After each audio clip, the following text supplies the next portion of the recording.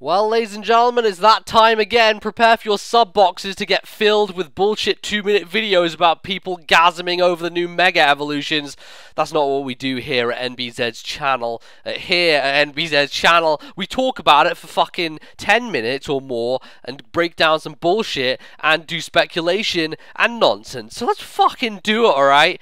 Okay, so we got some Mega Evolutions revealed for the Omega Ruby, the Alpha Sapphire, and it's looking pretty legit, I'm not gonna lie. So first of all, Diancie, fucking Cinderella of the ball, right? She's just been closed in and she's just been clustered up by those rocks around her, and she is now just fucking Belle of the ball because she has a nice dress going on, and I guess that's what happens when you crush rocks hard enough, they turn to diamonds. So that's essentially what they're going for with this look with Diancie, is taking the original design and then being like, yeah, we're going to change this up a bit, we're going to just crack away that rocky exterior and just make her even more potent. Now, revealing Mega Diancie is interesting because the actual Pokemon Diancie is not available in X and Y at all at the moment, so I'm thinking there's probably some way of obtaining it within the in-game of Omega Ruby and Alpha Sapphire. That would make a lot of sense, make it as kind of a token legendary in those games. That could be kind of cool. And I do believe that, like, Diancie's stats and kind of its move pool, not that great. I mean, it had some interesting moves going for it, but I think this will definitely give it a needed boost and make it an actual threat competitively, because that's, of course, what we care about. I mean, it's great that it got a dress and all, and it's now pretty, and all the boy Pokemon will actually look at it without turning away and not be distracted by fucking Mega Gardevoir over in the corner. But you know, it's good that it is going to get, you know, that competitive edge. At least that's what we're hoping. Now, when it comes to details and specifics, there isn't a lot to go on. Of course, you know, we're thinking, what's the ability going to be and how is all that going to shake out? Apparently, ability is listed as question mark, which makes us be like, well, that's probably going to be something brand new, right? It's probably going to be a different ability, maybe something we've never seen before, and maybe something that could be game-changing. Who knows? It could be a real spanner in the works. At the current moment in time, its ability is Clear Body, which is actually decent for it. Its offense is a split 100-100, so that works out because it's actually concentrated more on the physical attack, I believe. Like, its signature move, Diamond Storm, is physical, base 100 power. It's got access to things like Stone Edge and that kind of stuff, so I think it is benefiting from Clear Body, but maybe something else will help it. What I really want to see is a speed boost, right? Because it's sitting right now at 50, which is kind of average, and I don't know. I would like it to have more of an offensive role here. Maybe what they could do is switch around the attack and defense options, like Aegislash does when it changes its form. So you're getting 150 attack, 150 special attack, and then bump the speed up as well, and then obviously get the defenses back down to 100. That could be significant, and I think that would be a really cool change and make Diancie actually much more of a threat than it kind of appears right now. But overall, I like its design. I think it's neat, it looks good, and has some cracking potential. So let us move on, of course, to the man right next to her, which is, of course, Mega Sceptile.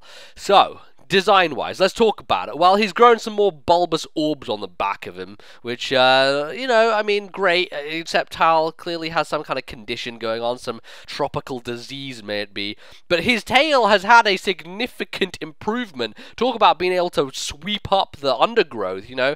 That is a brush and a half he has at the end with a stinging tail, I'll tell you what. It certainly looks like a real badass and something you do not want to be messing with whatsoever. So I definitely like the design. The thing I have a little bit of a gripe with, it doesn't look very dragon-like, and of course the main difference that we're seeing with the Mega Sceptile is that it is going to be part dragon. It's going pure grass to grass dragon, and I maybe would have liked to see a bit more of that reflected in how he looks. With all that said, however, let's talk about his actual potency in battle. What's his competitive use going to be?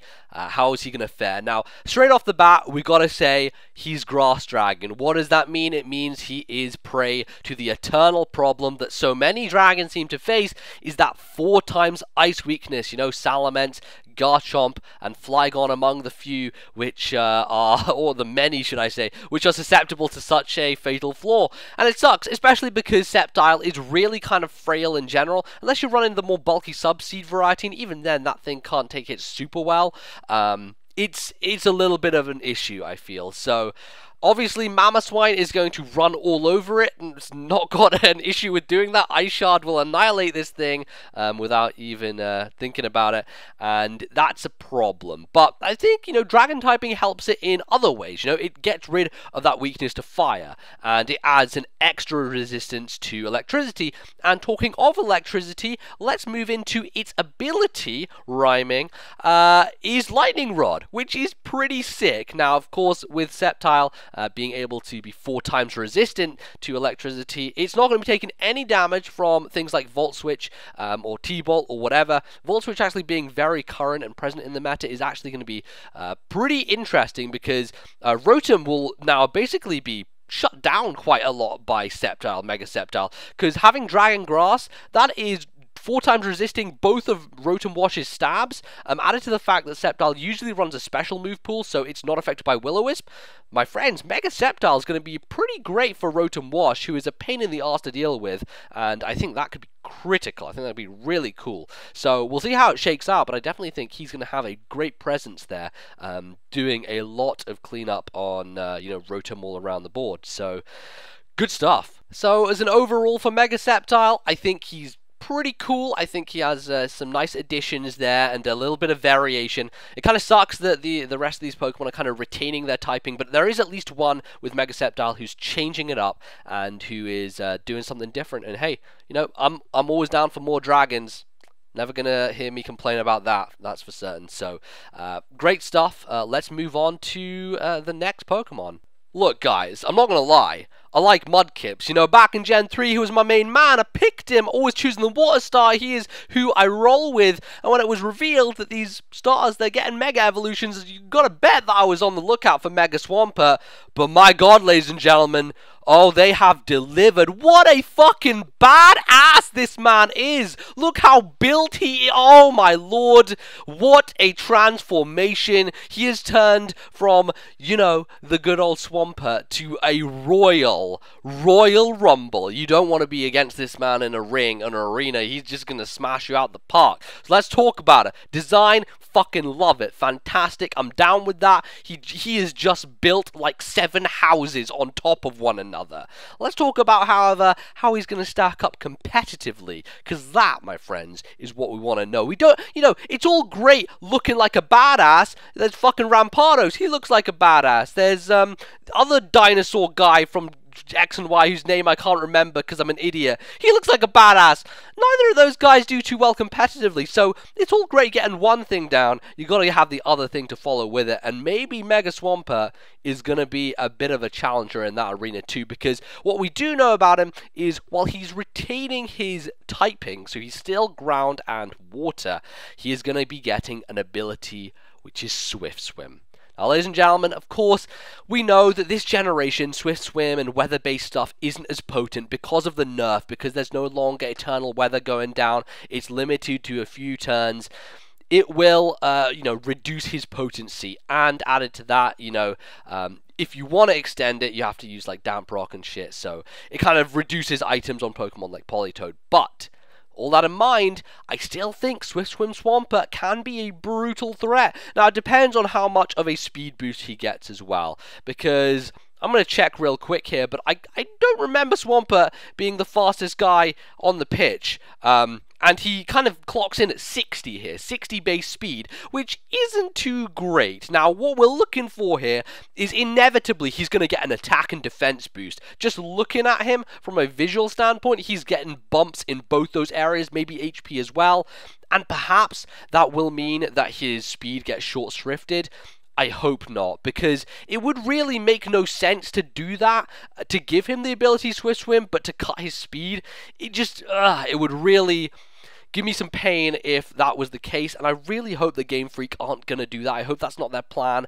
I hope that they actually give him a boost in speed, because that's really what he would love to have, and he'd love to kind of crack people's heads in. He is, my god, if there was the mountain of the Pokemon universe, Jesus Christ, Swampert in his mega form fits the bill. What a dude. I'm so down for using him. And holy shit. So let's move on. Let's go to the cover legendaries and their mega evolutions.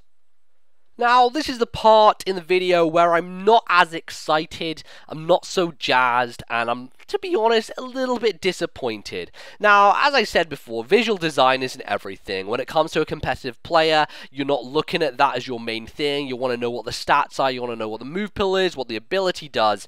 Those are the sticking points, right? Those are, you know, that's the things that you are looking out for. So when it comes to design, it's not the biggest thing in the world, but, you know, you want things to look cool, right? You know, my reaction to Mega Swampert kind of shows you that, yeah, I'm really jazzed for him, and part of that is because of what he looks like. And when it comes to the Mega Evolutions of Groudon Kyogre, I just say I'm bitterly disappointed.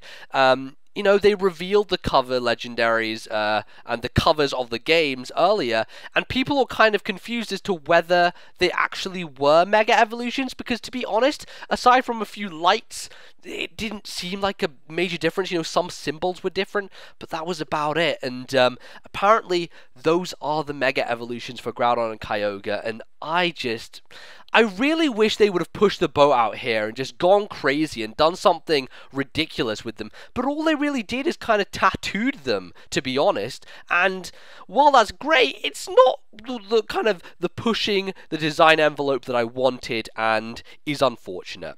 So there you go. The disappointing part is unfortunately the thing which should have been the coolest. But anyway, these are going to be referred to as the primal or prehistoric or primeval Groudon and Kyogre, and I don't know what the kind of circumstances behind their story input will be, but let's speculate on kind of stat-wise distribution. My god, if Kyogre gets more boosts than it already has, we're in trouble. The problem is, however, is that no matter how much of a boost in its stats it gets, it depends really. So if Kyogre gets a boost which means that it is more powerful than standard specs Kyogre, then that'll be interesting. But if it isn't, then it seems like the standard Scarf and Spec sets will reign free and will be the ones to be looking out for, because in all honesty, as cool as Mega Mewtwo Y is, Mega Mewtwo, normal Mewtwo with a Life Orb is actually more powerful than Mega Mewtwo Y. So it would really take some ridiculous stat distribution to push Kyogre over the edge to make it more powerful than a Specs or Scarf variant or even a Life Orb one. So, you know, I'm looking forward to kind of what it is going to do, but I don't think that it will really overtake the current king of Ubers, which Kyogre so happens to be. Same thing with Groudon, though a little bit of a different situation with him because he doesn't destroy people as much in Ubers, but I'm definitely looking for maybe a bump in speed there. That would be definitely nice. Would mean the rock polish set would get a bonus, and you know, a lot of people kind of like to run that as well. So I'm not thinking attack and defense and all that nonsense is going to be piled on. We'll see. We'll see how that rolls. But yes, as I say, a bit more disappointed with these guys than I was with the starters. Now, the other stuff that was revealed in the leaks were kind of more story-based things, stuff that will regard the campaign, the progression, and obviously Steven is back, and apparently he has a Mega Charizard X in tow, which would make sense. He's a dragon dude, and he's going to be having one of those on his team, and I'm guessing he'll be playing it in the Elite Four, most likely. That makes a lot of sense. Additionally, you know, Team Aqua and Team Magma return. That's going to be the main focus of the story again, and apparently the most important information, ladies and gentlemen, the Acro Bike is back. You remember that thing that you used to do fucking sick tricks on, bumping wheelies, you know, all that stuff. Acro Bike returns. Got the Mac Bike too, but that's just going to be, you know, your speed, pure speed option. But I'm looking forward to bumping some wheelies once again. That was, and hopping around, hopping on that stuff. That was some good times back in the day. I did enjoy that very much. So apparently the new thing to activate Mega Evolutions is going to be called the Mega Bangle. I'm not sure if that makes any significant difference. It's just a different name. But I guess that's really it.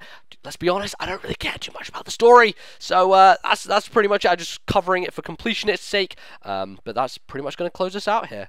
So, with all that said and done, ladies and gentlemen, let me know, as always, what you think about these new Mega Evolutions down in the comments below. Do you think Sceptile is going to start doing some work? How about that Mega Swampert? And are you as disappointed as I am with the cover legendaries? Sound off, let me know, give me your opinions, all that good stuff. As always, feel free to leave a like, which would be fantastic on the video. It allows other people to find it, and it means that, you know, they won't be watching 2-minute bullshit videos. You can watch a video where someone actually talks for a significant period of time on the internet about Pokemon. God damn it, people. Let's get that going. So until then, thank you for watching.